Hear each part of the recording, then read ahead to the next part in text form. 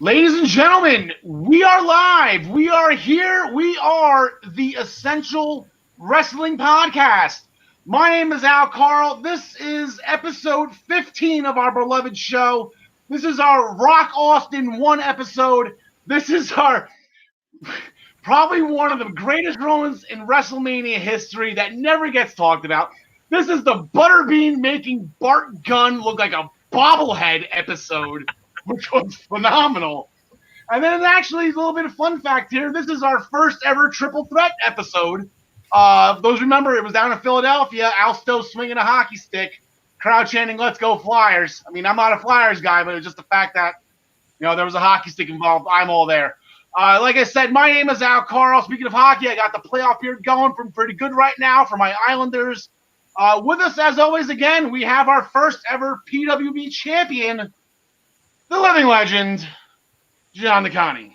John, how are you today? Good to be with you again, Al. Appreciate it. Yeah, always glad to have you, pal. And also with us, John Smith, I believe is on location today. I know the last time I was on location was I was on my honeymoon. John Smith, did you forget to tell me something? I'm broadcasting from the surface of the sun today. All right. Yeah. So, and my notes just blew over there, so I'm going to go grab them. I'm not leaving, though. I'll be right back. All right. Here we go. How about this? I will go over today's rundown. Well, John Smith, I guess, has weather problems. I just hope he doesn't get sunburned on his head. This might be very bad for John. We'll see what happens in 90 minutes or so, or 70 or 100 and whatever we've been going. All right. Anyway, so on today's episode, Keith Lee and Karrion Kross is finally booked for TakeOver. Asuka is going for 2 titles at SummerSlam. Drew McIntyre and Randy Orton trade blows in the go-home episode of Raw. Ryan Joy from MinutesToBellTime.com will be here to discuss the New Japan U.S. tournament, plus some breaking news about Ring of Honor that was announced today or yesterday. We'll get into that with him. We're going to main event the show with our picks from night 1 of Emergence. Because remember, people, Emergence is just too big just for one night. And those picks are sponsored by ProWrestlingPick'em.com. You're going to be seeing graphics throughout the show for these upcoming matches that we're going to be making picks for. They are with MinutesToBellTime.com. As I mentioned, those are due to Ryan Joy. Like I said, he will be with us also. But we are going to curtain jerk the show, ladies and gentlemen, with AEW. We're going to light the fuse. We're going to bring the boom right off the bat here with Dynamite. And Orange Cassidy, John DeConnie, over your boy, probably the biggest win of this guy's career. No doubt.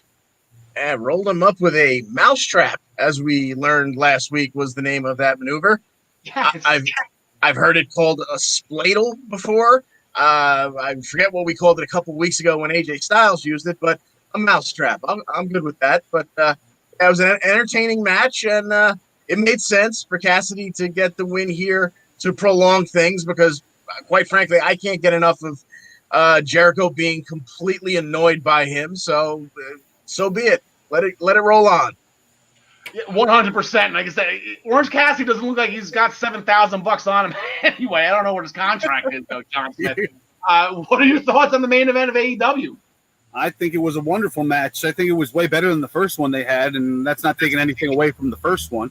I just think it was, it was a much better story they told this time around. And like John said, I think it's a great thing that Cassidy got this win because now we get to keep the feud going up until the pay-per-view. Yeah, Jericho's not going to let this go. Maybe some kind of gimmick match or something. Maybe something on a pole with them, and Bischoff's around. Maybe Russo's looking around the corner, too, and bring back Russo for a pole match. But I kind of expect maybe some kind of grand finale gimmick at All Out with those two. Yeah. So good news with them. That's just good news all around. It was a great match for match number 2.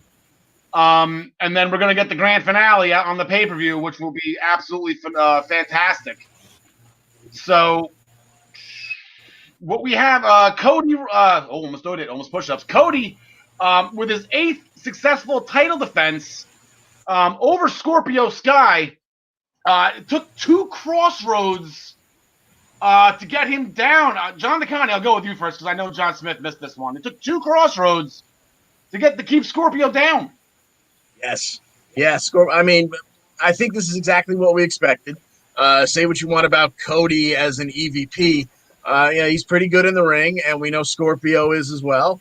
And it was a very entertaining match. He countered the TKO into the first crossroads. It took a second one to get the job done, but in the end, Cody retains. Yeah, that's number 8 for him. John Smith, anything you want to chime on before we go on to his ninth title defense? Because this one... Why does Lance Archer not get the kick out of the... That's valid. Scorpio Sky does. That's one. Yeah, that's a valid point. It took 2 to take down, but Lance... Yeah. Every single time Cody Rhodes destroys something, not destroys somebody, but beats somebody, it just makes Lance Archer look weaker, I think. That's why he's decimating the locker room every time. Yeah. Every time he shows up for work, he just beats people up. Yeah, and now he's ripping clothes off of Jake Roberts. I mean, all he's doing is wrestling on Dark, and it's just like, you know what? Get him on TNT Network. Get him doing something. Get him a feud with somebody. I know he was there for Fyter Fest, but he's got to do something, right? But as I just mentioned before, title defense number 9 coming up. After the match with Scorpio Sky, Brodie Lee came on the Titantron, and he actually had the original, the old TNT Championship. I guess the new belt was finished. That was put on social media. But Brodie, I guess he had the other one. I guess maybe he found in a trash can, i.e., was it Midian found the European title in a trash can? Maybe he found it wherever Moose found the TNA title backstage. Exactly. And I do believe Jim Duggan found the TV title in the trash can. Maybe. I forget how that whole thing went. Anyway. So we're going to do this now, and just real quick shot at AEW. All WWE is doing is ripping off AEW. Okay, well, I believe Mr. Lee used the phrase TikTok, so anyway, I'm bipartial. John McConaughey, who do you got in this one? Do I want to go out on a limb here? I mean, they're obviously setting the Dark Order up for something. They were away, they were off TV. They weren't there too much for a little while there. Now they're ever present. They're all there to support Anna Jay at the Deadly Draw. They seem to be ever present. Different versions of them are fighting in 3 and 4 and 8-man tags. You know what? I'll say Brodie Lee's going to take it. This is finally where we make the switch. John Smith, this is going to be tough. I would love to agree, but I think Cody books himself to win this one too. I think he doesn't lose it until it's a pay-per-view on a big stage. I think it's all about ego, and that's where we're going to leave it. I have an inkling. I guess Brodie Lee is the guy to do this. And I'm going to go a step further. So he's going to have the Dark Order. Presumably, I don't know if they're going to be at ringside or on the ramp. Cody's going to have the whole Nightmare family with him. So they might just cancel each other out. I'm calling a title change. I'm going to call Brodie Lee as well, on the sole fact that this Dynamite is actually going up against TakeOver. So this is how you get people to you can't go back and forth. There's no commercials on TakeOver. But this is how you keep people who are going to be watching Dynamite an hour early. You start this match at like 6:50. Yep. And you're gonna miss the beginning of TakeOver, and you gotta reward the people that do that with a title change. So John McConaughey, I'll go with you on this one. I'm gonna go with Brodie Lee as your new TNT champion. This past Wednesday, due to the contract stipulation and FTR's signing, was Tag Team Appreciation Night. So we're gonna start right off back with Adam Page and Kenny Omega defending the AEW Tag Team Championships. I believe it was the last. We got a problem here. There we go. We have a it was the last shot buckshot call, whatever they do. That the V trigger. The V trigger buckshot combo. Yes, the last call. That's what it is. Let's go. We gotta get this off our foreheads. There we go. All right, so John Connie, we're down to just me and you right now, pal. I think this is a Royal Rumble here. Your thoughts on the AEW tag title match? I thought it was pretty much everything you wanted out of it. Once again, I'll say it. I love tag team wrestling because when it's good, it is so good. And this was a very good match between a team in Luchasaurus and, pardon me. Yeah, Jungle Boy was there. Yeah, Jurassic Express. That's what I was looking for. But once again, we said it was a team that doesn't really need too many wins because we just love watching them, and they don't really have any heat here between them. This was just a damn good match. Enjoyed it thoroughly. Very good. Yeah, very good. Actually, John the Connie, I'm gonna pull you off screen real quick because John's gonna be up first. So just give me 1 second. And what you gotta do? Huge, really quick. Boom. There's John Smith. John Smith, everything okay, pal? Yeah, I don't know what happened. I think I might have been too far away from the router or something. Sorry, guys. Yeah, not a problem at all. We're still talking about the AEW tag titles. Your calls on the match. What's the match again? I'm sorry. Kenny Omega and Adam Page defeated the Lucha Express. Wow. The Jurassic Express. Yeah, that was my mistake from last week, right? Luchasaurus. Yeah. I was surprised that not surprised that they lost the Lucha or the Dark Order, but I would have liked to have seen them win. But the match was good. Yeah, it's getting down to the point. Like I said, I don't know when this is going to happen with Kenny Omega and Adam Page dropping the belt. They're over 200 days now, and they have had. If you go to minutestobelltime.com, maybe Ryan can chime in real quick in the comment section. How many title defenses they've had? Because it seems like every other week they're throwing the belts up and they're coming out victorious. And this was a pretty squeaky clean win over the Jurassic Express.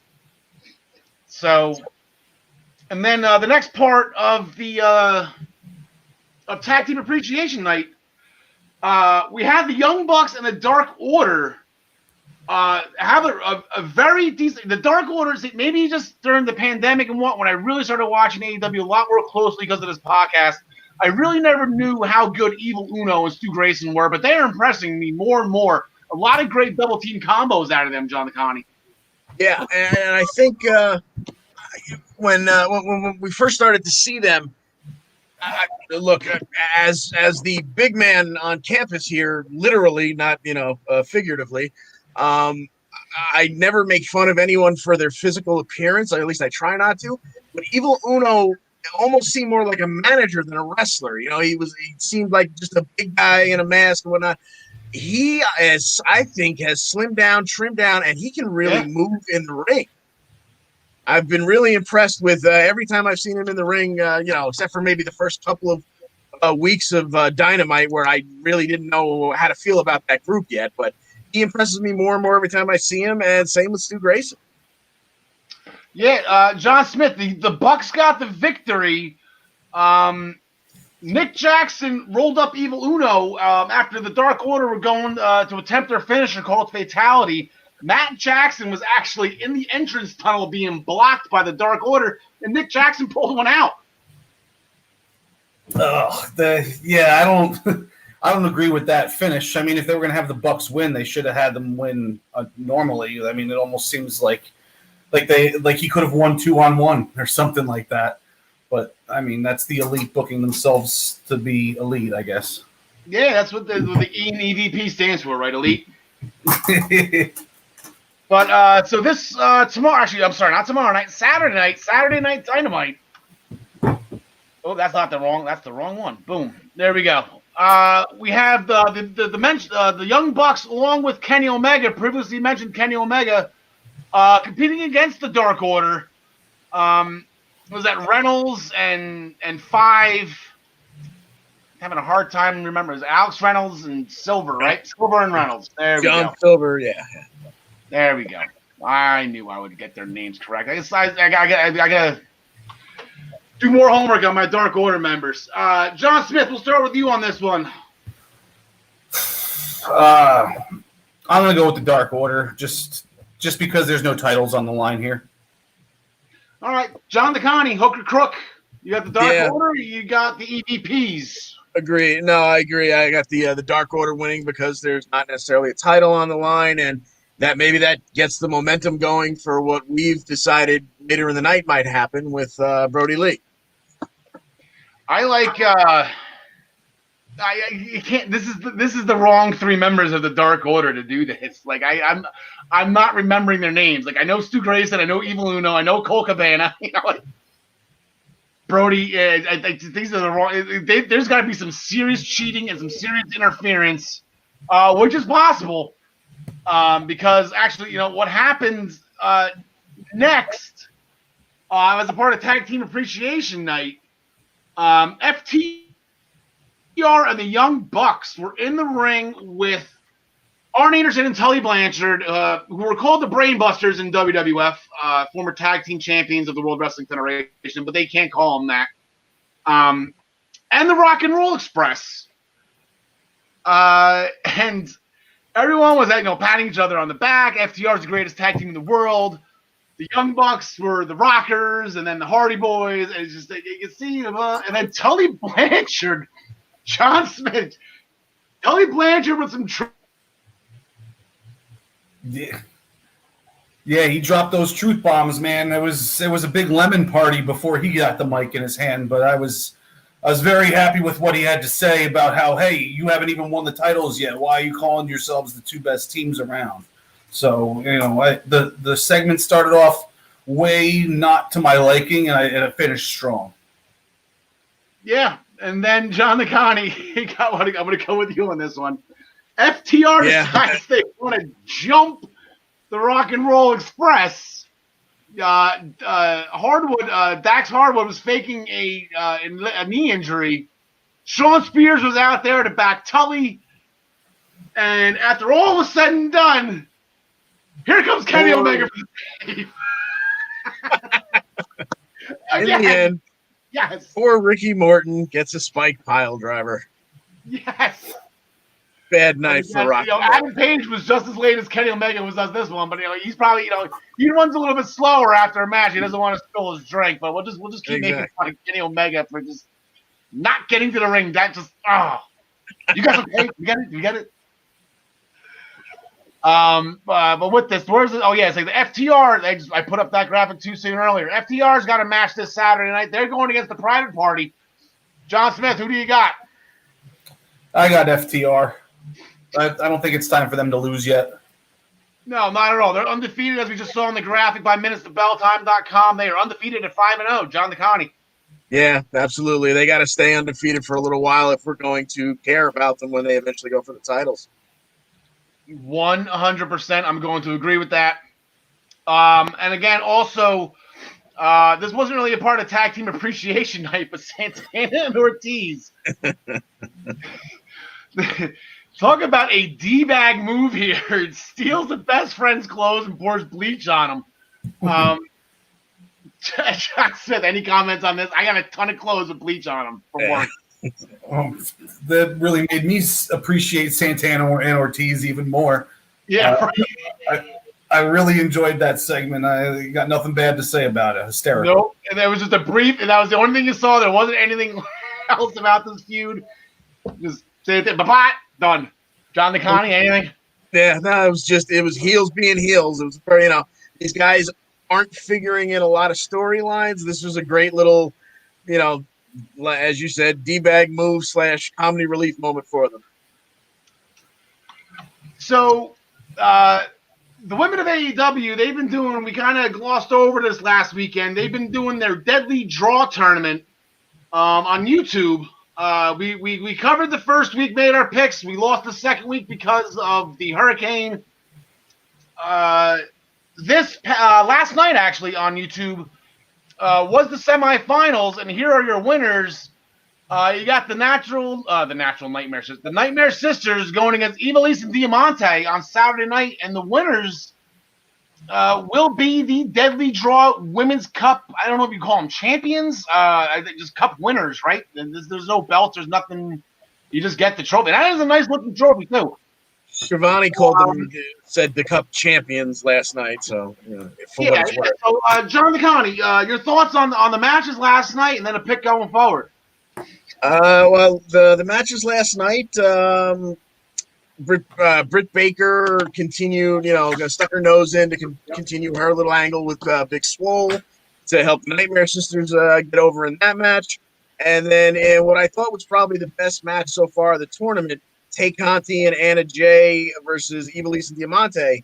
That we had some good stuff going on there. And, of course, we had an absolutely classic Tony Schiavone moment where Ivelisse and Diamante hit stereo moves, which were actually, one had hit a wheelbarrow stunner, the other hit a tornado DDT, and Schiavone called them cutters on both sides. Cutters or stunners or whatever you want to call them. I believe. I caught that. Real quick, two things I want to point out with this John Smith.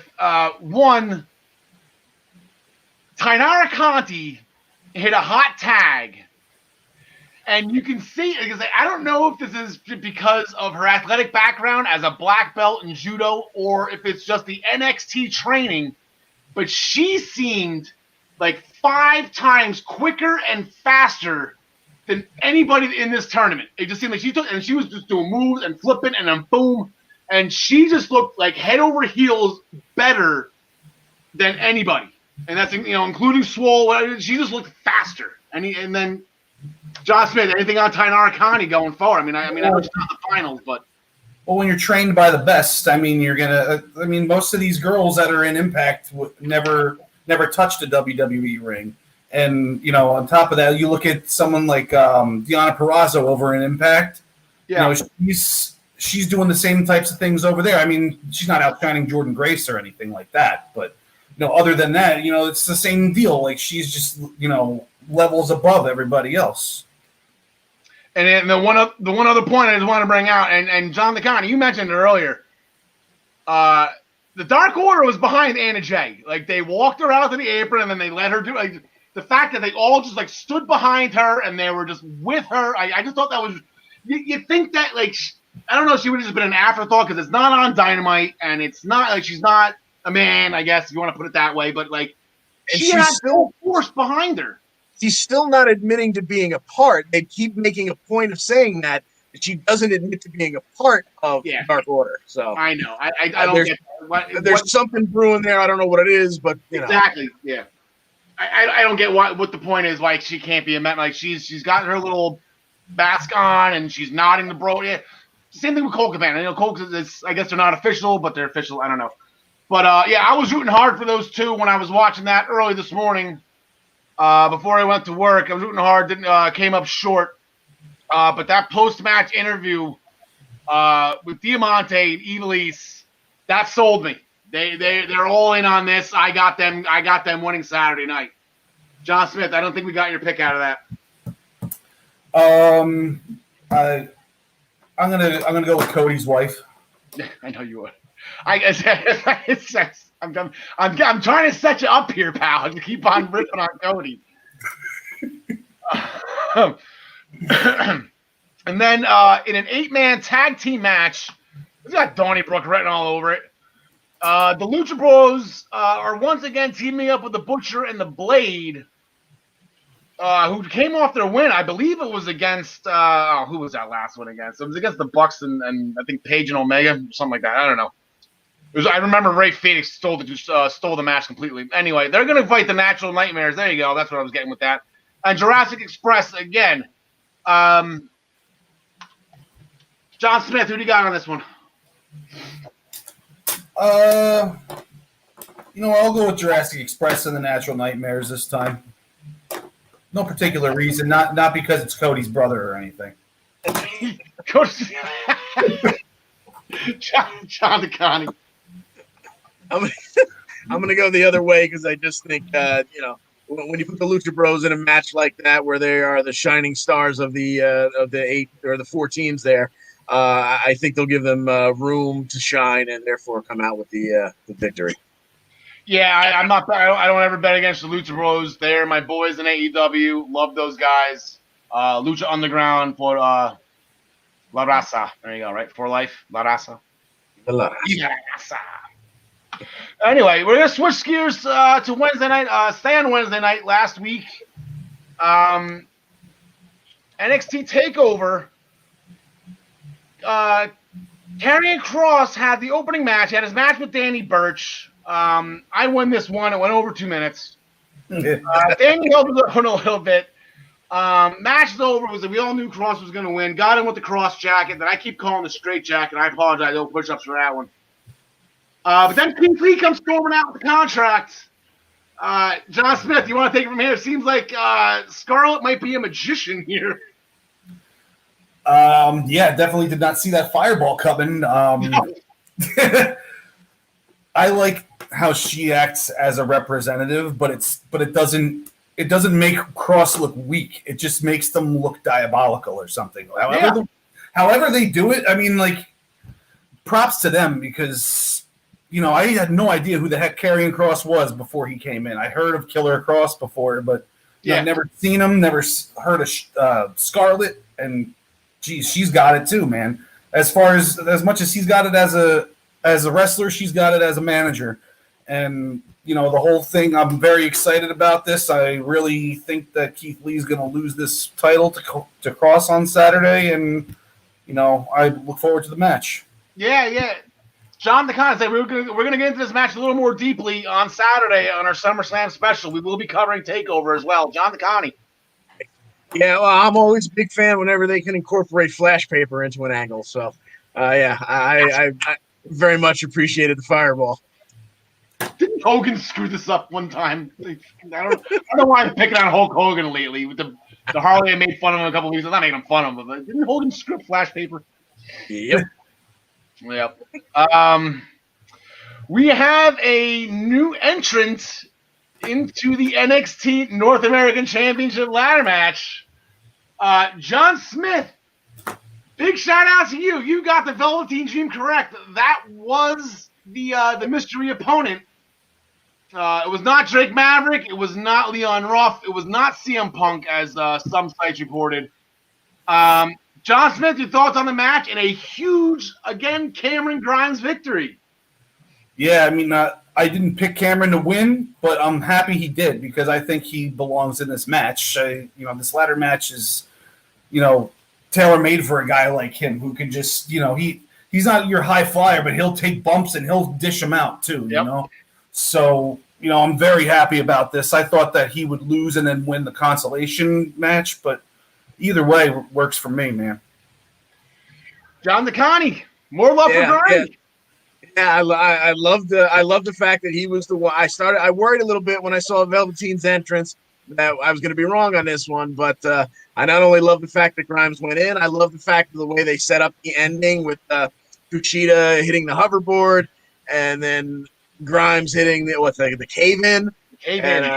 It worked really well, and it set up. Now I'm wondering what they're doing at the end. I have a couple thoughts on it. Having Velveteen have a conniption and just take it to Kushida and spit all over the ring and just come off as an a-hole. But I love the fact that Grimes went into the ladder match. Yeah, there was a weird. I don't know, John Smith. I think you texted me. He's like, "Did the Dream just turn heel?" Yeah, there really was no reason to kind of jump Kushida on that one. I know Kushida lost the match for him, but Dream was kind of. He wasn't exactly there to make the save. He was out from the hoverboard lock. Then Finn Balor came out. They had their moment, and now due to Commissioner Regal's stipulations, Kushida is officially out of the running for the North American title. The Velveteen Dream is now still alive since he wasn't the one that was involved in the decision. He gets Finn Balor in their second chance qualifying match. The winner of this match will get into the North American Championship ladder match this Saturday at TakeOver. John Smith as our senior NXT correspondent. Velveteen Dream's not having a good year. I just saw that 2-4. Yeah, I got him losing this one. As much as I thought that he would win last week if he was the mystery guy, now it seems because of that slight heel turn, or maybe it's the beginnings of a heel turn. I mean, it's not like Kushida is somebody that's going to make us, piss our pants. Like, oh my God, he beat up Kushida.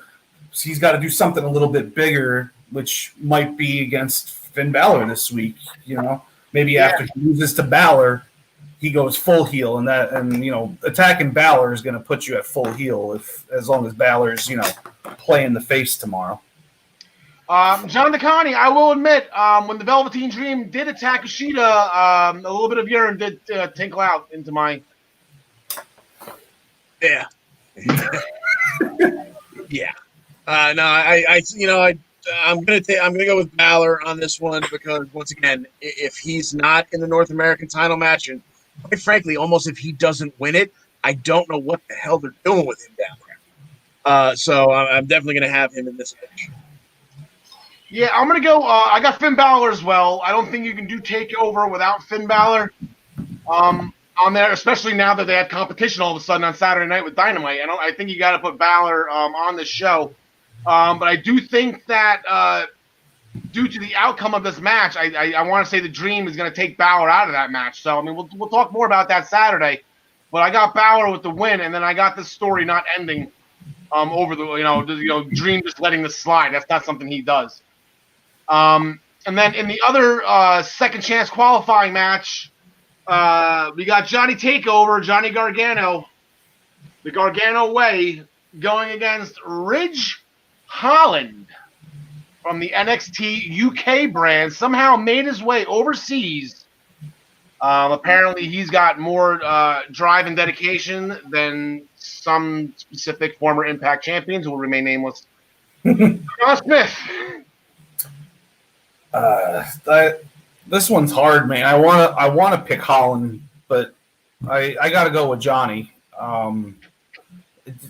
If Johnny's not in this match, what is he going to be doing at TakeOver? Is Candice in anything at TakeOver?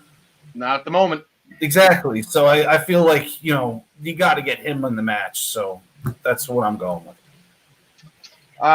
John DeConnie, like I said, Finn Balor's got the most wins in TakeOver history. Johnny Gargano, albeit he has the most losses in TakeOver history, he's got the most appearances as well.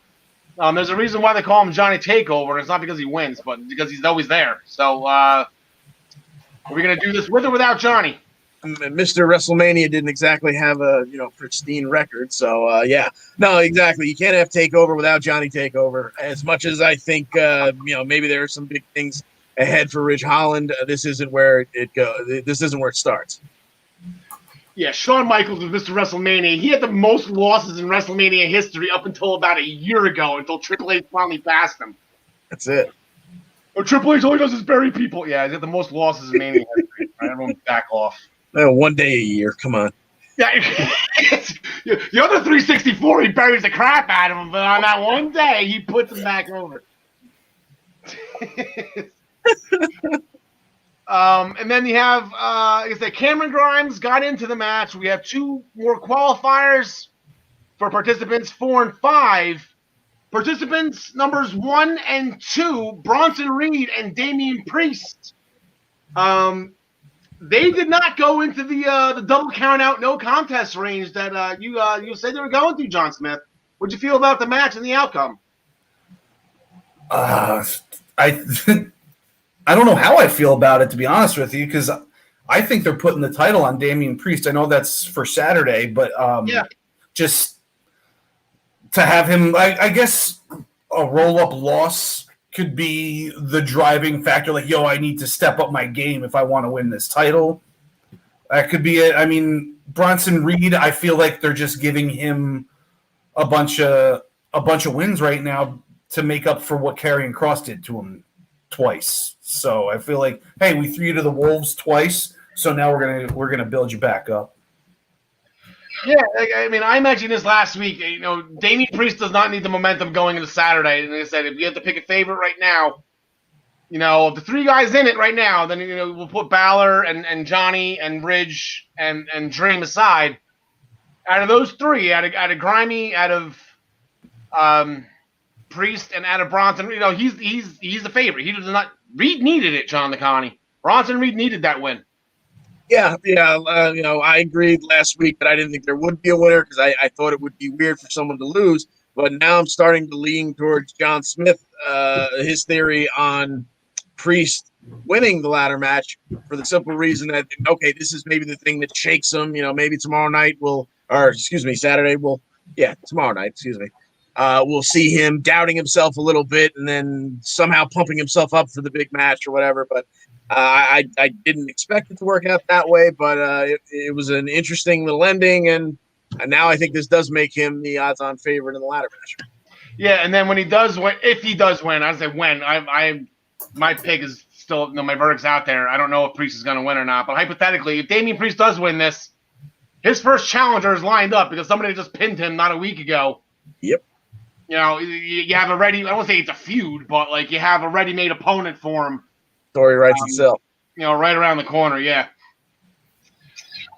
Santos Escobar and Tyler Breeze in a non-title match.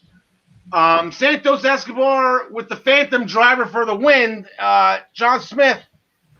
Then it got a little crazy. Then everyone started jumping in the ring and they were started having fun. Yeah, man. I wasn't expecting to see Isaiah Swerve Scott of all people coming out there, but yeah, no, anything that involves Santos Escobar, I'm down with, and Tyler Breeze is coming into his own too. Or maybe I'd like to see him do more tag stuff with Breezango. I don't know why they're going singles like that, but probably just to give Escobar an opponent, or to just do this after the match. Hullabaloo, but I enjoyed it either way.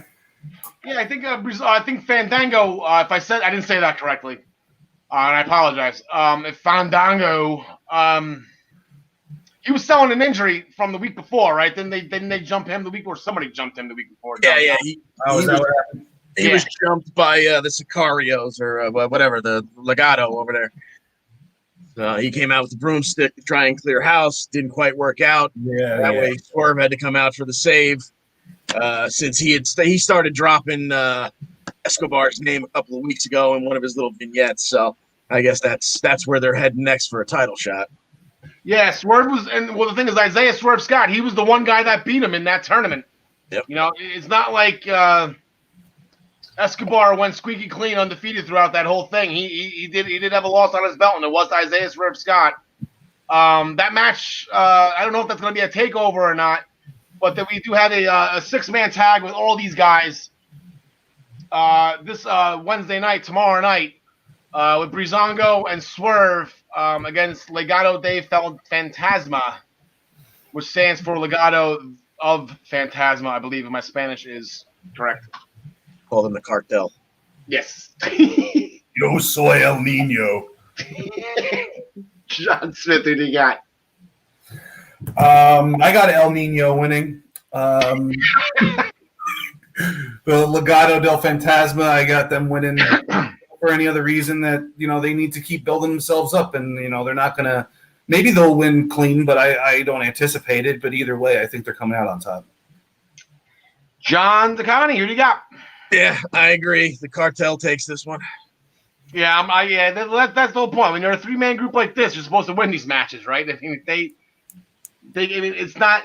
Well, maybe it's okay. Let's play devil's advocate here. I mean, it's not as obvious. Maybe Swerve beats Escobar again. Roll up something silly, something hook the tights. I don't know. Maybe that's what gets the match going at Takeover. I don't think we've ever had a Cruiserweight Championship match at a Takeover. Maybe Saturday's a good time to start. It's not like Swerve and Escobar can't throw it down. It'd be a great match. Maybe we have an angle or a situation where Swerve, has Fantasma or Escobar down and would have had the 3 count, but the referee's, busy doing something else. And then, Escobar and his boys win by heel tactics. And that's what, sets up the Cruiserweight title match. Yeah, and the big question I have for this is, do you think Swerve partakes in any entrance shenanigans by Breezango? Do you think Swerve gets involved? Certainly be entertaining. It'd be fun. I like to see it. There was a women's tag team match. The Robert Stone brand teamed up for the first time. Just want a couple quick hits on this one before we move forward. The Robert Stone brand. So we got Mercedes Martinez and Aaliyah. They beat Casey Catanzaro. I Spy a Jersey Girl and Casey Catanzaro and Kaden Carter. Before we get to what happened after the match, like I said, Rhea Ripley came down, and we'll get to that in a sec. But I know they are so small, Casey and Kaden, but they worked really well. They were pulling out some double team moves, some great tag team wrestling, and I really hope that like somebody like maybe something clicks. Like okay, like it'd be fun if these guys fought Sasha and Bayley, or just something with them going forward. You know. Any comments on those two? Or if you want to just go, let's go. Or John Smith, you can take it for those two, then just go right to Rhea's run-in at the end. Well, about Carter and Catanzaro, I feel like they figure, hey, this is the only way we're going to get anything going. Everybody's got something going on right now, and there's no room for anybody else. But that women's tag division doesn't really have anything going on. So, I think they might be. With how much preparation they put into it, I think they might be doing a little slow play to get themselves involved into the women's tag team division. As far as Rhea Ripley's concerned, I like the her and Martinez situation. I just don't really like Rhea Ripley in general. So, I don't think I've dropped that bomb before. But no, I feel bombed. Yeah, there's just something about her. It's just everything seems manufactured with her. Nothing seems natural for some reason. But I'll just leave it there. All right. Shotzi got involved as well, so I don't know if where we're going with this. I know we can set up a tag team match and then a singles match, and the Shotzi is not a fan of the Robert Stone brand as well. She likes running over his feet with tanks. John DeConnie. Sure does, and she's still welcoming us all to the ball pit every time she comes down the ramp, and I still have no idea what in the hell that means. But she's a lot of fun to watch in the ring, and I can see a tag team match here.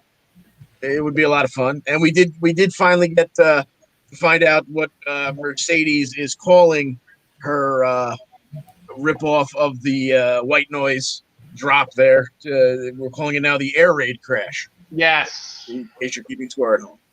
Yep, and she hit that on Casey Catanzaro, and a teardrop in my eye. Going forward, a couple of quick hits. Drake Maverick and Killian Dane, they tried to start a match. It got broken up by the Undisputed Era, where Adam Cole called out Pat McAfee to show up tomorrow night on NXT. So that will be happening as well. And then Indy Hartwell, I don't want to say like perfect attendance for August, but has she been on every single show? Like every week she's on some. She got the one win over Aaliyah. Then she's on a little bit of a losing streak right now, but it's just like August is Indy Hartwell month, and she was on again. She came up a little short against Mia Yim, who was distracted because Keith Lee is her boyfriend, and he got blinded, but she still managed to get the win. So, I wonder who Indy Hartwell. Any thoughts on who Indy Hartwell's going to fight on this Wednesday? Candice LeRae, that would be my choice, right? We haven't seen her against Indy Hartwell, right? Makes sense.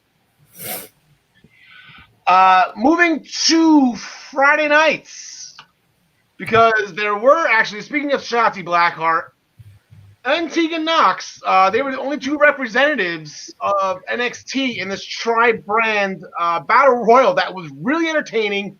You saw a lot of interesting matchups. And then Asuka wins, and I'm just sitting there like, okay, Vince, touche. Very good. Asuka's going to fight 2 matches at SummerSlam. No Charlotte Flair in sight. The WWE Universe rejoices. John Smith, how do you feel about this? I love it. I know you do. That's why I'm me and my Asuka fandom. Just the thought of getting 2 like 15, 20-minute Asuka matches in one night, one to start the night and one to finish the night probably. It's music to my ears, man. And if she can hold up both of those belts at the end of that show, I think it would be awesome. I don't care about, they're giving 2 belts to everybody all the time. Asuka's the one that deserves it the most. Yep, there you go. And then there you go. And then that puts Asuka on both shows. So now you got 3 women's division wrestlers. If that happens, and again, those matches will be at SummerSlam. We will go into more detail with them on Saturday afternoon at 3 p.m. in our SummerSlam special. But John DeConnie, you had Bianca Belair and Tamina. The last 2 women in the ring were Asuka and Shayna Baszler, and we'll get to them again because they tagged last night. But like, if you're Bayley trying to pull out Asuka, are you nuts? Exactly. Shayna's already strangling you. Why does she want to fight Shayna? I'm like, that's the dumbest thing I could possibly. Yes, but the only thing cooler than seeing Asuka with both of those belts at the end of SummerSlam would be if Io drops her belt to Dakota Kai the night before, and the following week when they have to defend the tag titles, female tag titles, Asuka and Io take those belts too, and we get Asuka with 3 belts. Yes. Why would Io have to drop the belt? Because Asuka, they have all 4, but there is a 5th women's champion. There's a 5th belt, and if Io then they have 5. That'd be fun. I would like to see that. That's the ultimate payback right there for Asuka, right? for them hurting Kairi Sane. There you go. Ultimate payback. The show started with a potential match between Big E and John Morrison, and then here comes Retribution again. Again, no idea who they are. They don't. The one guy screaming they're showing highlights. The one guy screaming into the camera. You can't recognize any voice. They beat up Big E on John Morrison. Then they go into the back when Morrison and Big E try to fight again later in the night. The ring is surrounded by security, and they take out everybody in the back instead. Somebody's thinking for Retribution, John DeConnie. Yeah. Well, we still don't know who they are. More importantly, we still don't know what they want. But they're not above. They're not above, putting referees through catering tables. So good for them. John Smith, Big E got the win over John Morrison at the end of the night. He's doing that leg thing over his neck as his new submission finisher. He got Smith the week before. Your thoughts on Big E? Your thought on this match? I really like Big E as a singles competitor. That stretch muffler that he does over his head, I feel like he could do that to literally anybody. I think he could. Yeah, that's what it's called, a stretch muffler. I did not know that. Yeah, well, I feel like he could do that to Mark Henry. I think he's strong enough to do that. So I'm always big on like believable moves, and like the Miz's move. That doesn't make much sense to me. Like, how are you going to put a full Nelson on somebody and then step around their hips with your hips? It really doesn't make much sense. Unless they're helping you out. Okay, lay off the Miz here. No one, the Miz didn't do anything to you. Okay, you want me to go with Christian's move? Where you have to hold hands with him so he keeps your wrists? Anyway, I don't want to talk to John Smith anymore. You blacked me out. He put you on mute. Yeah. Going forward, we had a return on Friday night. So Grand Metalik defeated Shinsuke Nakamura, John Smith. Here comes Kalisto. Yes. Lucha. The original Lucha brother. The original Lucha brother, listen to me. The original Lucha House Party guy, the Lucha Dragon, that's the word I was looking for. Him and Sin Cara. Welcome back, Kalisto, huh? Yeah, it gives them a little bit of an edge going into this. I'm assuming they're going to be fighting at SummerSlam. I don't think it's official yet, but I think it gives them, the momentum they need, and maybe Kalisto would be part of the match, or maybe he would just be on the sidelines. But either way, I like seeing him back because as good as the other two are, Grand Metalik and what's the other one? Lince Dorado. Lince, yeah. As good as they are, I think Kalisto is, even better. So, 100%. Yeah. John DeConnie, I would assume if this match is at SummerSlam, this has got pre-show written all over it. Oh, absolutely. Yeah, no two ways about it. And once again, I feel bad for Well, really for all involved because they all really can go, but especially for Cesaro and Nakamura. But yeah, it is what it is. I'm sure it'll be very entertaining, like a lot of pre-show matches are. Oh yeah, it's going to steal the show before the show even starts. Sheamus and Shorty G, they went back at it. That was a rematch from early in the year at the Royal Rumble. Sheamus got him with a bro kick. Going forward with that, we just mauled that one. That was, I guess, Shorty G, he apologized to Matt Riddle for trying to jump him the week before. Sheamus just decided, like, oh, well, you're back to being a whiny little tool. I'm going to kick you in the face. Done. AJ Styles came out with a little bit of a presentation with a whiteboard with a very, very familiar face that I know. John McConaughey, I know you know. John Smith, I'm not sure if you knew that was AJ Styles' old friend, Joseph Parks, also known as Abyss. No, Abyss was Joseph Parks' brother. I forget how that story went, but you got two TNA originals right there, John McConaughey. Yes, and the gentleman that Cole referred to as that bozo in the ring. Really putting the talent over. But so it was good to see those two, rubbing elbows again. Absolutely. Yeah, that was Abyss's first time on TV. I know he signed a while ago to help out backstage, but he hasn't been on TV. He's got the mannerisms, like like he's just got the facial. He's fun. He's very dramatic with his facial features.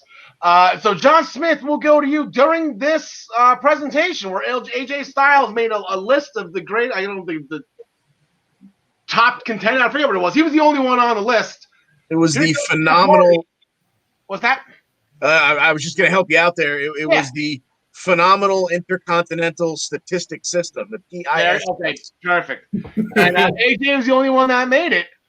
And here comes Jeff Hardy and writes his name. I almost cried. I don't know what to do. Permanent marker on a dry erase board. That just breaks my heart. Oh, man. I use dry erase boards a lot of hockey pointing on drawing and stuff, whatever. Permanent marker on a dry erase board hurts. But Jeff Hardy put his name on the list to be there forever.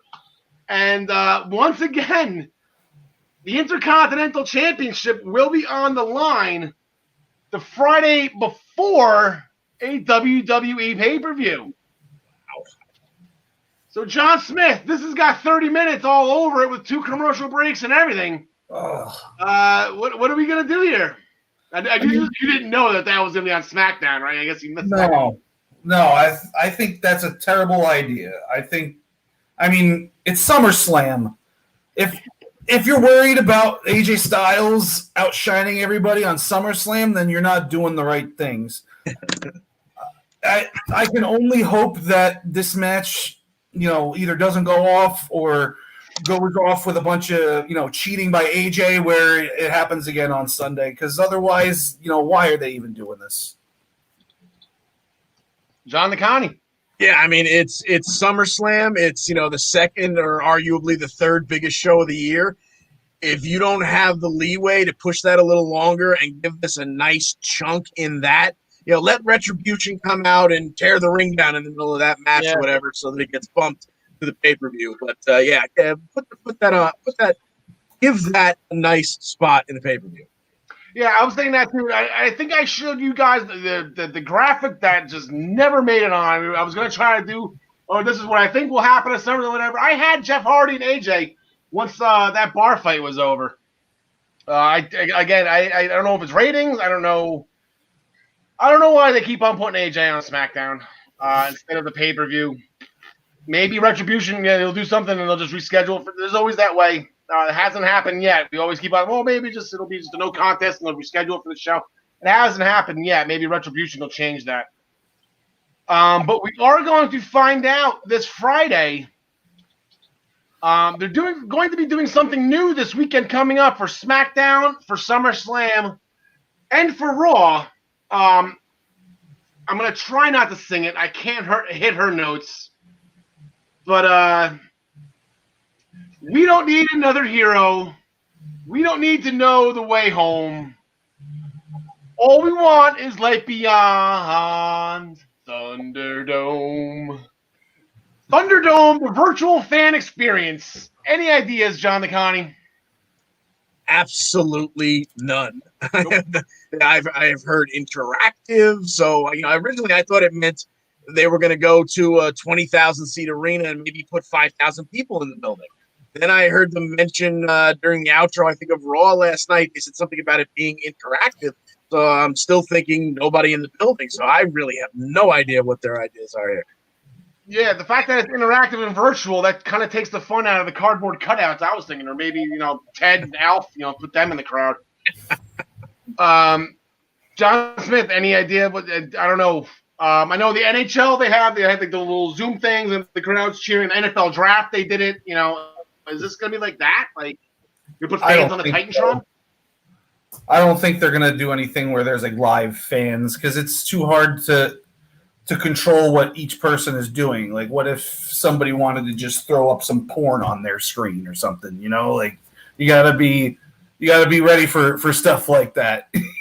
So I don't know what else what it could be. Like, what I heard that it's just going to be like an elaborate setup. That's all I've heard is there's just going to be a big setup and it's going to be staying up because they're going to be using the same place for a while, so they're setting it up to look different. Maybe I don't know. Yeah, because they do have those 3D. I mean, they use them most. I haven't really seen them on Raw, but I know they have those 3D images on SmackDown for Fox. I don't know. Maybe it's going to be a lot of that, like virtual. Like it's going to be me sitting in the crowd. I don't know. But we're going to find out, and that's wait and watch, right? Last night on Raw. We're going to go back to Asuka. We're going to go back to Sasha and Bayley. And we did mention Shayna Baszler. There was a non-title tag team match where you got 3 women who were competing at SummerSlam for the top 2 women's prizes in the company. And the one woman who's not involved in this comes away with the win, John Smith. Shayna Baszler, she got taken out in the beginning. She was chasing around Nia Jax. And comes back out and gets the win at the end. Yep. Once, last week on SmackDown, Bayley wanting Shayna to win for some reason, like you were saying earlier, trying to pull Asuka out of the ring. Now she knows what she would have been in store for. A nice little Kira Fuda clutch or whatever she calls a rear naked choke. Yeah. It was. I can't say enough good things about Shayna Baszler though. I think she's number 2 to Asuka as far as like my women's rankings of actual like pure ability. I don't think anyone's going to argue with that. John DeConnie. Yeah, certainly not me. Shayna Baszler also said that whoever comes out of the Asuka Sasha match, she's got her eyes on that Raw Women's title.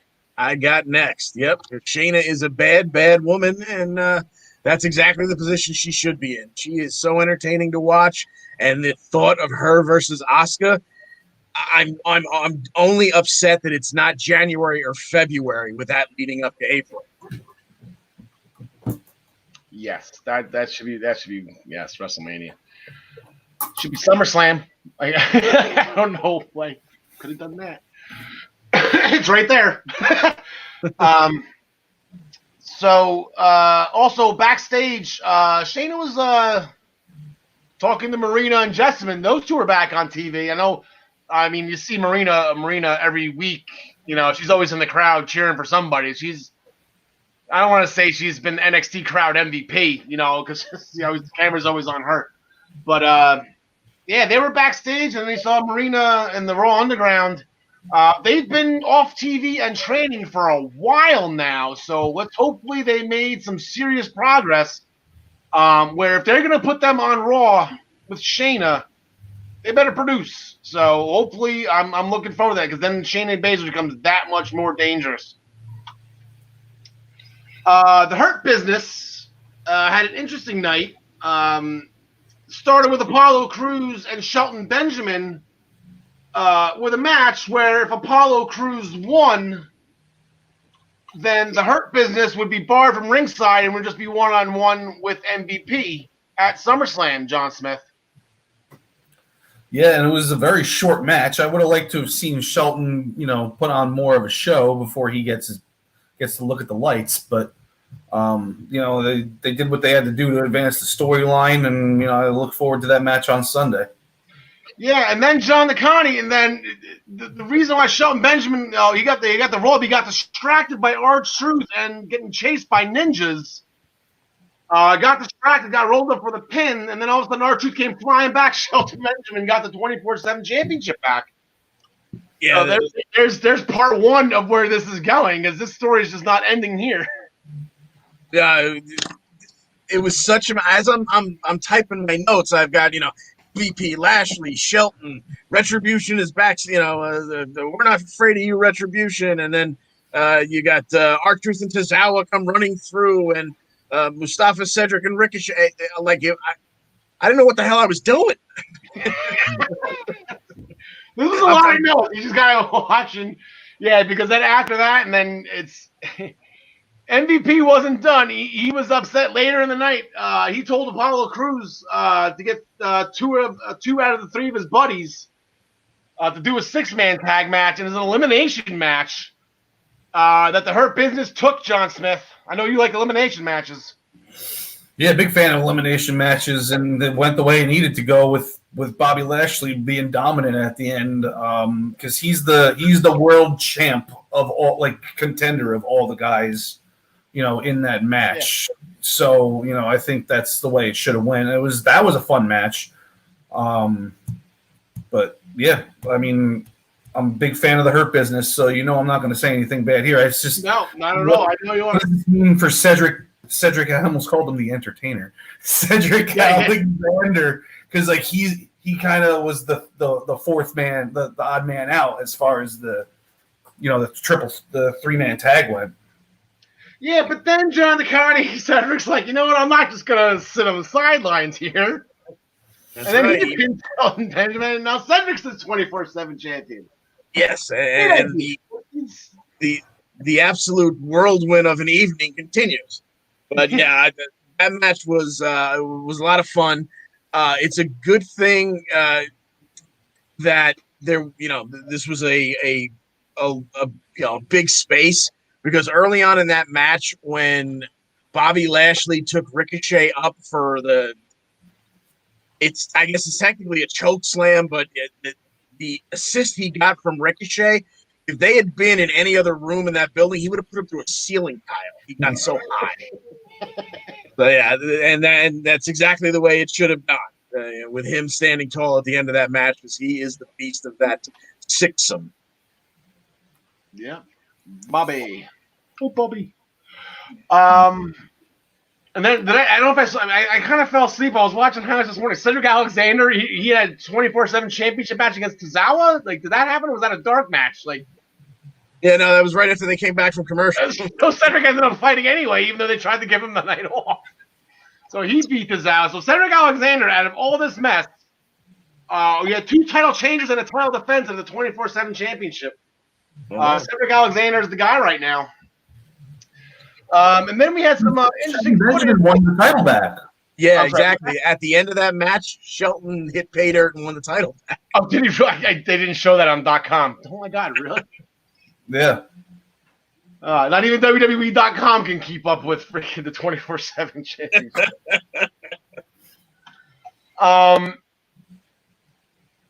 Angel Garza, Andrade, the Street Profits, the Viking Raiders. Oh, I want to push-ups. There's a lot going on everywhere here. It started off with Angel Garza versus Ivar. Garza got the win after Andrade tripped Ivar. Then Angel Garza hit a jumping dropkick down on the Ivar's head, and got the pinfall. And I guess that match happened because of the girl from the Bachelorette or the Bachelor, or she's like the Indy Hartwell of Raw. She's just showing up every week and it's there, Yep. So, and then Samoa Joe, I guess, got security footage, I guess, because of the whole Retribution thing. John Smith, it looks like it was Zelina all along. Yeah, she did a pretty good acting job, unless she didn't know it was her until this week. Yeah, right. I found it pretty funny, though. I'm pretty sure, actually, I am sure that she wasn't wearing the same outfit in that footage as she was the night that he got poisoned. I was thinking I'm not about to go look back. I don't care that much about it. If it's her, it's her. You know, when I'm backstage during the New Japan stuff, I'll double check it for you. Okay, there you go. Perfect. Thank you. You got it. And then later on that night, Andrade had a match against the returning Montez Ford. It's kind of funny. I don't know if it was Phillips or it was, I don't know. It was Byron. Montez Ford can't be 100%. You know, coming back from that. Meanwhile, he just runs full speed, does a huge dive. It's 100% to me. I don't know. But Montez Ford got the win over Andrade with a roll up after I guess Zelina was on the apron. Bianca Belair twisted her, caught her, slammed her, and that distracted Andrade. Roll up pin. And those guys are heading to SummerSlam, so we'll just cut this conversation off here because we have a lot to talk about with them on Saturday at our SummerSlam special show at 3 o'clock Eastern Standard Time.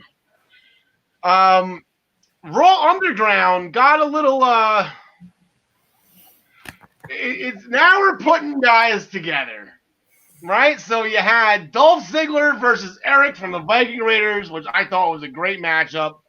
You got that Riddick Moss, and you got why am I blanking on this guy? The Ruiz. Why am I blanking on his first name? Arturo Huas. Arturo, right?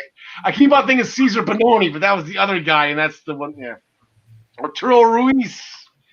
They had to go at it. Marina Shafir, she made her debut on it, and then Shayna Baszler and Nia Jax, they were gonna. John Smith would settle it in the underground, you know, because Nia Jax is suspended. She's not suspended there though, but Jax walked away. So, your thoughts on all of this to go with the match that's actually the one match advertised for after SummerSlam on Raw Underground will be Dolph Ziggler going against Ivar of Viking Raiders. I got to get rid of this banner. There we go. There's Raw Underground. There we go. I got to promote Raw Underground properly. I don't want Shane O'Mac to get upset. After the win Dolph Ziggler had, I believe he choked out Eric. I don't believe zigzags and sweet chin musics are welcome in Raw Underground, so Ziggler had to actually use his wrestling. And you can see he's an amateur wrestler. I love some of the ways, some of the hip hopping and then got out of moves. Anyway, John DeConnie, your thoughts on the Raw Underground as a whole? Interesting. Once again, I hated the idea of it early on. I'm starting to come around to it a little bit. The only thing I'm a little worried about, once again, it's SpongeBob ready. There's at least talk of creating a Raw Underground title. Something akin to the old beat-up hardcore title. So, okay. For what that's worth. Okay, so what's championship belt do you beat up? Like, which one do you take a hammer to? There is apparently a gang box or whatever they call those things on a construction site that are, like 6 feet long by 4 feet deep. That is filled with old titles that were created that were never used. So every once in a while, you'll get a shot of one of those open. It opened backstage somewhere, so they could just close their eyes, reach in, and pull out anything that they want, and then take a hammer to it. But who knows? It may also wind up just looking distressed. I heard something about a brick design. Perhaps. Who knows? But just the idea of there being a title at all, I don't know about that. Yep. I don't know. Connie, it's a belt rumor. That's 2 weeks in a row. You got belt rumors. All right, my choice. I guess the one that Rocky debuted, like the first one. It kind of looks like the one now, but it had champion right on the bottom before the Daniel Bryan united them. Oh yeah, the scratch logo one. Yeah, I think it had. It's kind of like the home plate one. That's kind of now. Right, except it had the scratch logo instead of the network logo. Yeah, after Rocky beat CM Punk, he debuted a new title to fight Cena at WrestleMania. Yeah, which is very similar to the one now, but it was. That was when they had two titles back then, and then Daniel Bryan unified them, and then that's what we have today. So, gentlemen, hold on. We're gonna gloss over a couple things real quick. Dominic and Rey Mysterio. Ray came back. They got a little payback with Seth Rollins and Murphy with some kendo sticks. We're going to gloss over that because we're going to get into that a lot on Saturday. We have to. Natalya defeated Mickie James via countout. You kind of didn't really know that match was going on because Rollins was trying to talk to Joe. That was a little insulting to the women, I thought. But especially with it being Mickie James's like comeback. Yeah, right. That was a comeback match. Whatever. Okay. But really, the most important part of that match was that Lana got kicked in the face afterwards. It's always fun. Peyton Royce defeated Ruby Riott with a deja vu. That's back-to-back wins for Peyton Royce over Ruby Riott, and then Liv Morgan, more problems. Peyton actually pushed Ruby from behind, which hit Liv Morgan. Liv didn't see who it was, assumed it was Ruby Riott. Still more drama with those two. And like I said, at the beginning of the show, Retribution took over a production truck. We saw the graphics flicker. My immediate thought process was, "Ooh, somebody's getting fired." And then I kind of put two and two together. I'm like, "Wait a minute, this is happening." Okay. So they beat up people in a production truck on Raw. So, gentlemen, we are going to give you – what's that? I was saying that everything that they smashed wasn't even plugged in. They didn't smash any of the stuff that they were using. Yeah. That's an expensive truck. Like, I know I've been in those trucks before. That's an expensive truck. So don't have them go in the truck. Have them do something else. That's exactly correct. They must have just upgraded the truck. It's a simple answer. All right, gentlemen, we are going to give you guys a little bit of a break. Get your impact notes ready. Get your emergence picks ready. That's what we're going to be going to when you get back. So you guys have fun backstage. In the meantime, again, I'm on full screen with graphics. This is going to be horrifying to everybody at home. I sincerely apologize. But everybody, please welcome from minutestobelltime.com. Oh, let me get this properly. Let me get your logo up there. Boom. There we go. Got your logo up there for you. minutestobelltime.com. Ladies and gentlemen, Ryan Joy. Ryan, how are you today, buddy? Hey, I'm great. Thanks for having me back. Yeah, we had a great time with you last week. Glad to have you on. Got one. I'm back, so I must not have done anything too wrong. So Yeah. Trying to make sure people know who you are right now. So last we left off, Ryan, you were dubbed our New Japan Pro Wrestling senior correspondent, and we have a tournament going on right now. Yes, we do. The New Japan Cup USA. We have finals determined. Yeah, we are at the finals right now. You were right with your picks. We'll just get to the brackets real quick. David Finlay defeated Tama Tonga last week. Or when were these matches? It wasn't last week. It was Friday, right? Yes, it was Friday, the 14th. Yes, I guess it's technically last week. Yep. David Finlay defeated Tama Tonga, and then Kenta defeated Jeff Cobb. This was the final you predicted. Are you happy with this, Ryan? Yeah, it was good. They told a good story. Dave Finlay beat Tama Tonga clean, and then in his interview backstage talks about how, he's been saying for years that the Tongans could never beat him clean. They always had help from Jado and Gato. So set up a good story there, and I'm sure we'll have tag matches with Juice Robinson in the future for those guys. On the other side, Kenta, of course, did not win clean. Right. Ref bump and a low blow and a cradle to pin Jeff Cobb. Yeah, that sounds like Kenta. I missed the back, but it completely sounds like something he'd do. You mentioned Juice Robinson. Where does he know this? I think he's nursing an injury. Okay, gotcha. Yep. Gotcha. So that sets us up for our final. We got David Finlay and Kenta. As you can see, David Finlay, I guess with the pandemic, I guess these guys really haven't been wrestling that much. 2-0 and 2-2 in the year 2020. Yeah.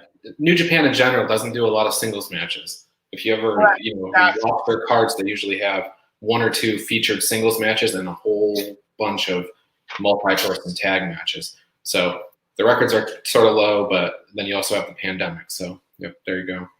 So who do you got in this one, pal? I believe you had Kenta from the get-go. Yeah, Kenta all the way, I think. I think he's the best choice to face Moxley if that's where they're going to go. I think, again, it'll probably be a little dirty finish. As you'll get to in a second, we have some Bullet Club members returning, which always opens the door for some crappy outcomes for David Finlay. There you go, and that's what it is, and that is the Bullet Club member. Right. As you broke, Jay White is coming back, and I believe actually before the show went on air, you said that they booked the match for him. Everything's set to go. Everything's good to go. That's right. He is teaming with Chase Owens, the crown jewel of the Bullet Club, and they will be taking on Villain Enterprises, Flip Gordon and Brody King. So that should be a good, tough match for Jay White coming back. Yeah. And this is going to be Friday, correct? They're doing these on Fridays? That's right. It'll be Friday. Directly after SmackDown is when it becomes available on New Japan World. Awesome. Okay, and then we have the finals with that. Hopefully Mox gets the winner. That'd be fun. Either one of those two guys against Mox would be great. Yeah. But like I said, we also we mentioned it last week. Kind of glossed over it. The KOPW Championship Tournament. That I believe starts next week, correct? But you're saying the way the rules are laid out, the participants in this tournament, they get to pick stipulations, and then we get to vote on it? Yeah, that's right. And that voting is open right now on NJPW Global Twitter.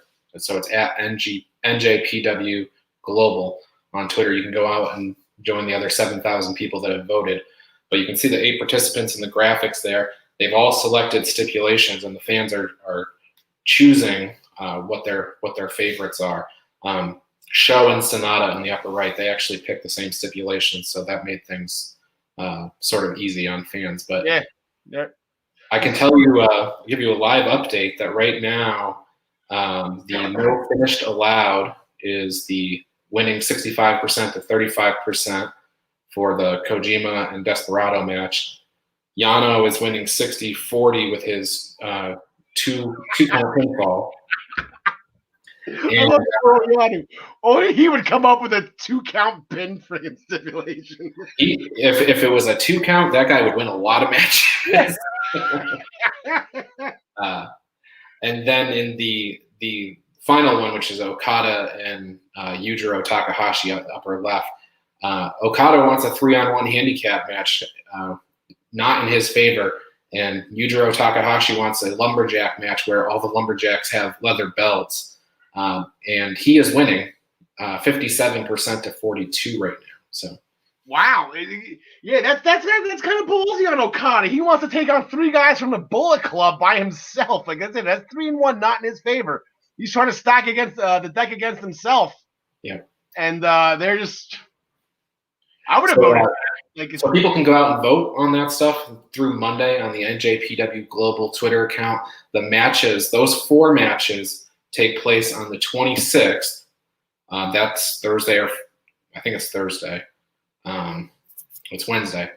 And then on the 29th, Sunday, the 4 winners meet in a final match, a fatal 4-way match, to determine the interim KOPW champion.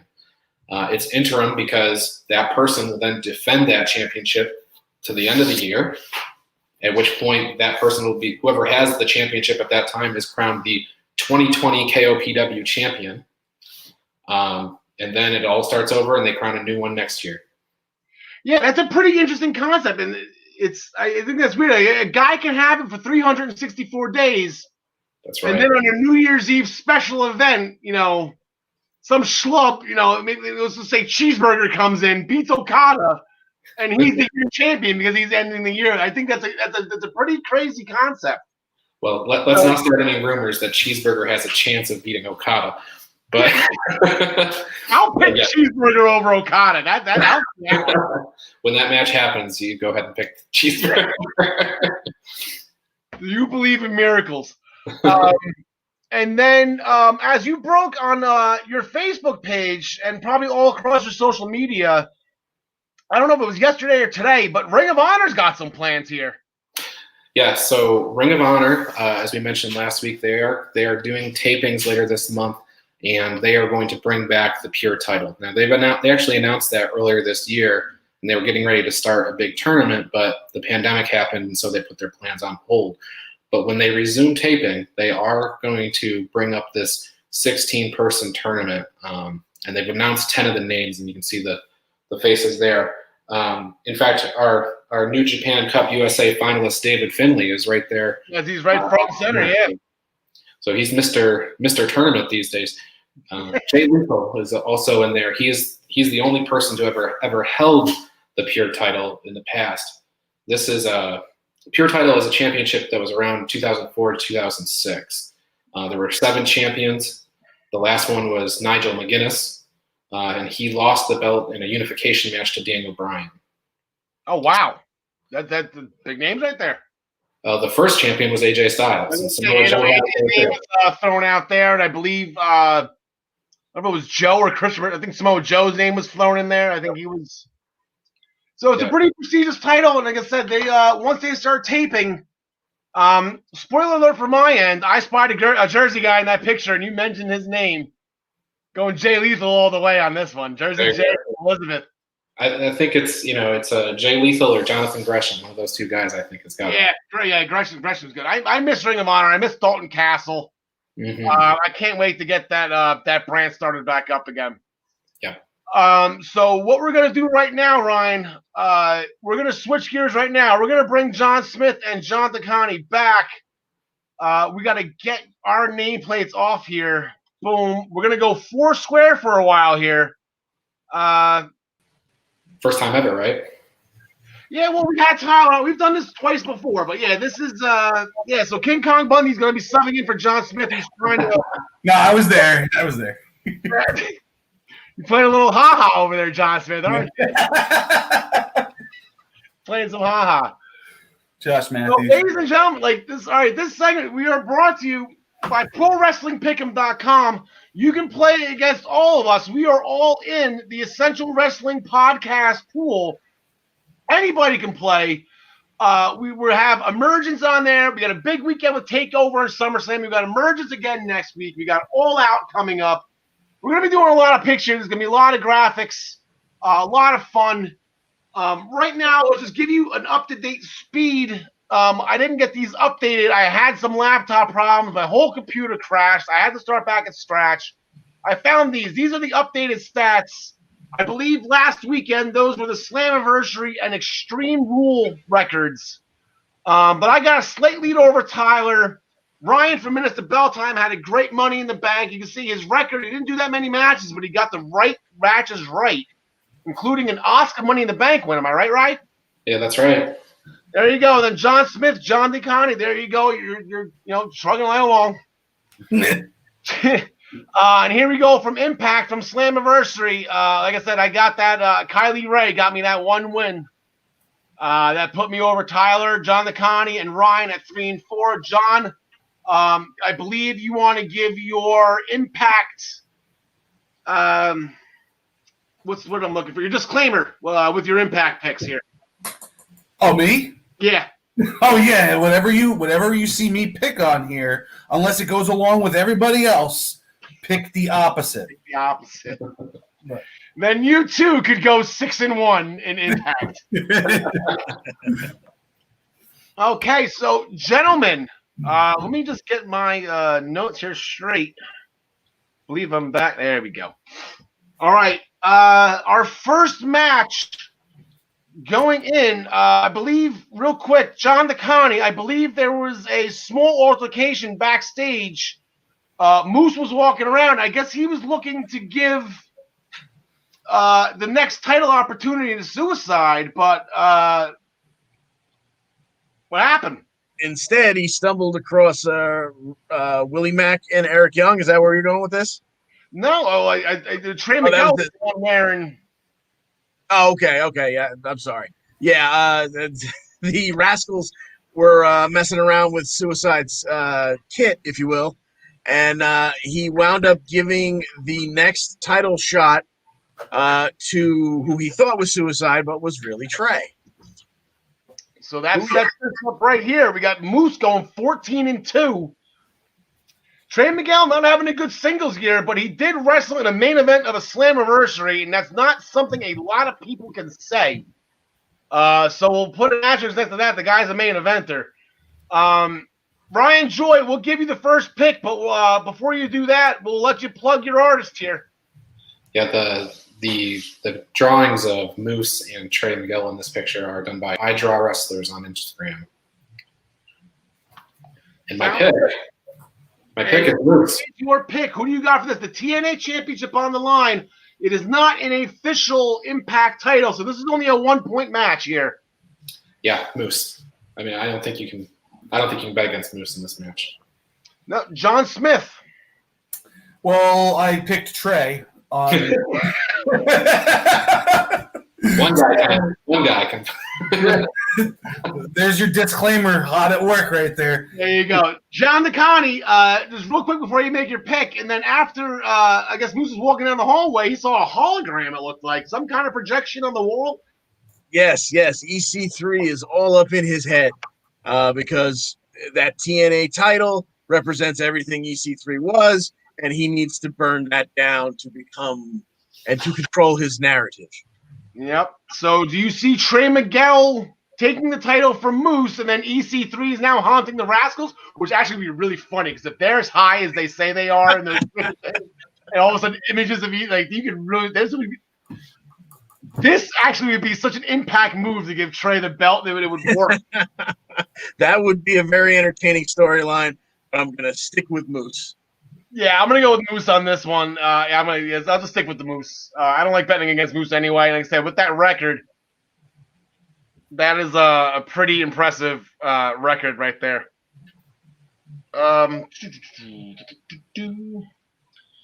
Okay, so on last week, I said Suicide actually had a match with Wentz. I guess maybe missed something with that. I guess Suicide was upset they were playing with his mask and whatnot. Actually had a match with Wentz of the Rascals. Match was interrupted by the Good Brothers. Came out, stormed out, called out Ace Austin and Madman Fulton for emergence. Or just in general, Ace Austin said we're doing it on our time. We're going to do it on emergence. So that's what we got here.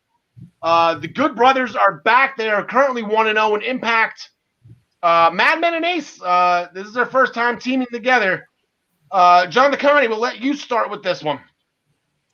Yeah, I think you've got to keep the Good Brother. You brought them in to be this, awesome tag team. They were amongst the hottest free agents out there. I think you got to keep rolling with them. Wouldn't be shocked to see Ace do something heelish, but I think the Good Brothers take it. All right, John Smith. I'm going to agree. You don't bring them in and then just start having them lose right off the bat. All right, Ryan, what do you got, buddy? I'm with the Johns.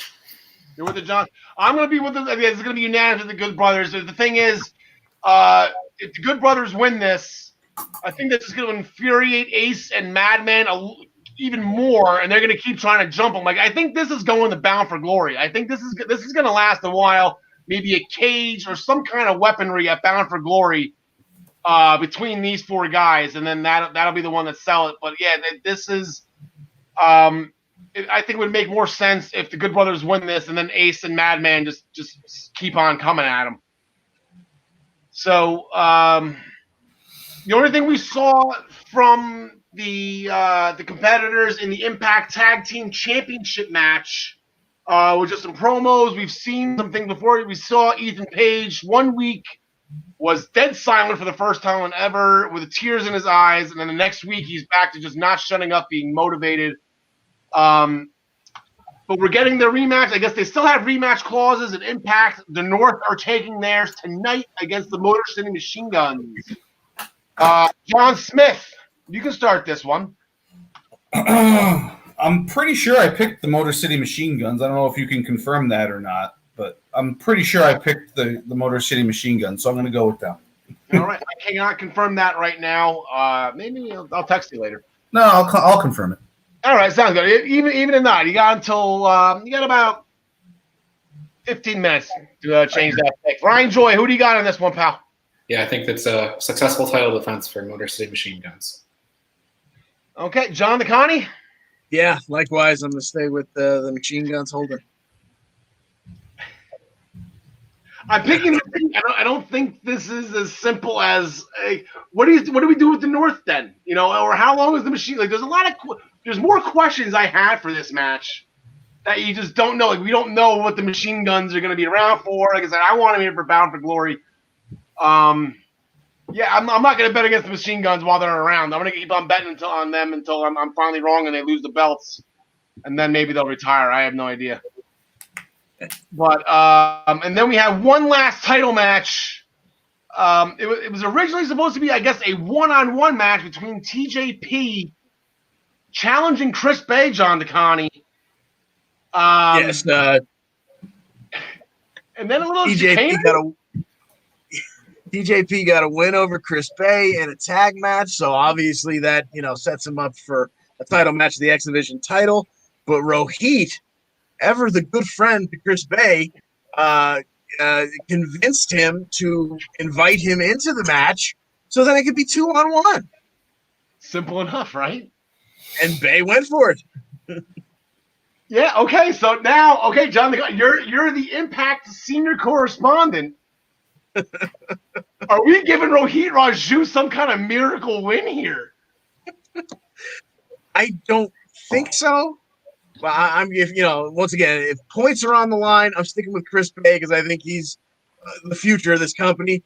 But it would really be fun if they did something goofy in this match. All right, John Smith, like I said, 3 points are on the line. 3 points for all other titles not named the Impact World Heavyweight Championship in Impact. So I know you're kind of new in this. I know Impact, they're known for some crazy, crazy things over the years. Who do you got? Yeah, I actually have Chris Bay checked off. Just because he just won the title, I know that doesn't really mean much as far as Impact is concerned, but I have Chris Bay, and I did double check. I do have the machine guns winning also. All right, good. Ryan Joy, you're last up on this one. Well, let's just say for a second that Rohit does turn on Chris Bay. I'm still picking Chris Bay. I'm looking at it. I'm all excited. I was all excited last week. Oh my God, Chris Bay versus TJP. This is gonna be great. And I saw what the hell? Like, this match has got turned on its head. Like, this like wild card. I'm not betting against Chris Bay. Like I said, he retweeted my Slammiversary post. He's another guy I'm not gonna bet against until I'm wrong, until he loses the belt. So other things that went on in Impact, real quick. Jordana Grace beat Kimberly. John DeConnie, that's your girl. You want to comment on that match real quick? Just that Jordan looked strong. And Kimberly, point of note, is officially a knockout. Apparently, she's been hanging around for all this time, didn't have a contract. But we found out before this match, she officially is now part of the Knockouts roster. And Jordan took her out with an RNC.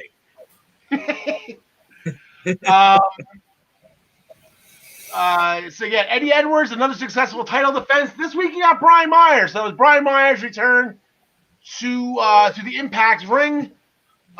Greeted with a Boston Knee Party from Eddie Edwards, who will be defending his title in another open challenge on night 2 of Emergence. And then go back to Jordan Grace. She is challenging Deonna Purrazzo in a 30-minute Iron Woman match on night 2 of Emergence.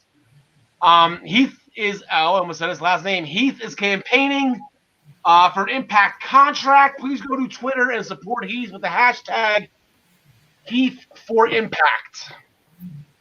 Sami Callihan and RBT got into it on Locker Room Talk, another thrilling Locker Room Talk segment.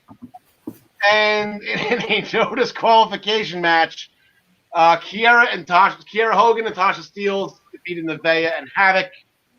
After Kiera hit a spinning neck breaker on Nevaeh for the win. Again, those four, they just tried to use the toys. They tried to use the chairs, and they're just like tapping each other out. Jersey girl like Tasha needs to swing a little bit harder. I believe that is it for today's episode. We'll throw the EWP logo back up there. Ooh, we got close this time. Hour 35. By the time I'm done with my promos, hour 40. Wow. Yeah. Plus, I got to sing Tina Turner today. It was a good episode. All right, so we got in closing. we have. Let me gotta find Tyler's beautiful face again. Gotta promote Tyler. Not sure if he's been showing up or not. I don't think he was on last week's episode. We're gonna try to get him back on air, either on this show or on the Primetime Rundown. He's most likely going to be back on Saturday with us on the SummerSlam special. We'll get to that in a second. But please join Joey Jarzenka and Nick Partain on the Primetime Rundown on the I-95 YouTube channel, the I-95 Sports Network, the Blackjack Media Networks, on Facebook, on the Eastern Observer sites, on all the places you can find this show. You can find the Primetime Rundown. Again, the hockey playoffs are in full effect. The Islanders are going for the sweep tonight. I got my playoff beard going. They will discuss that on Friday, whether or not they win or lose that series.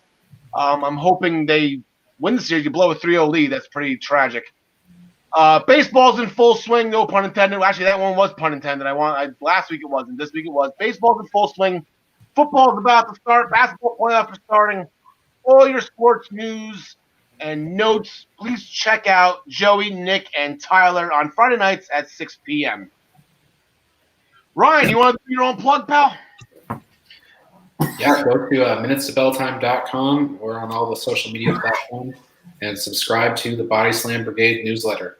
Last week we had a profile on Sean Spears and Kushida as underrated employees of AEW and WWE, and soliciting input for this week's topic. And you know what? I was going to shoot this out because I said it last week. Do something with Kushida. Here's the meme where the guy's like got a stick, like poking something, like do something. You want to poke Kushida, do something. Like you're Kushida. Well, do something.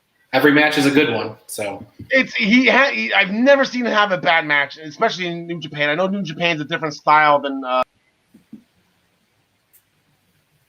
Oh no! Uh-oh. Take himself out. This is a first.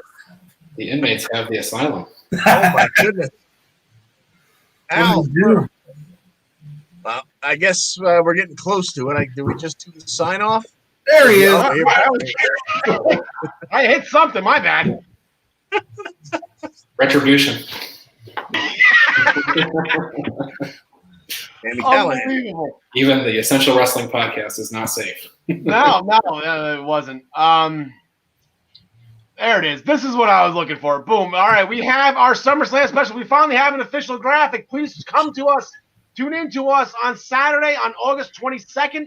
This Saturday at 3 p.m. We're going to discuss everything SummerSlam. We're going to discuss everything TakeOver. John, and Ryan will be with us. Tyler hopefully will be back. I'm going to promote him.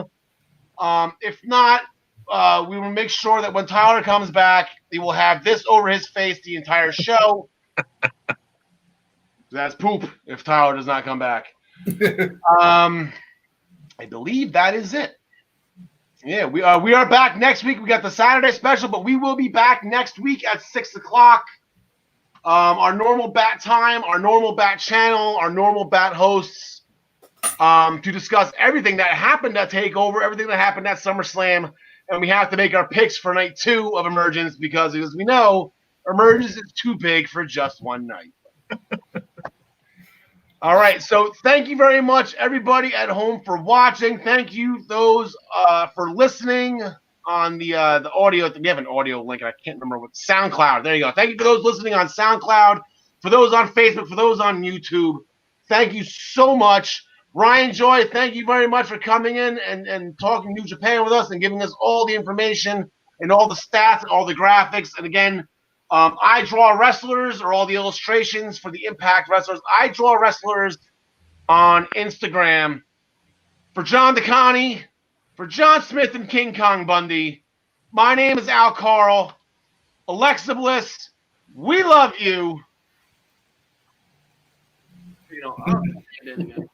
Thanks for joining us, folks. Thanks again for joining us, folks. And as always, we wish you the best in all your future endeavors. Should I do the countdown clock? Yeah. I'll do the countdown clock.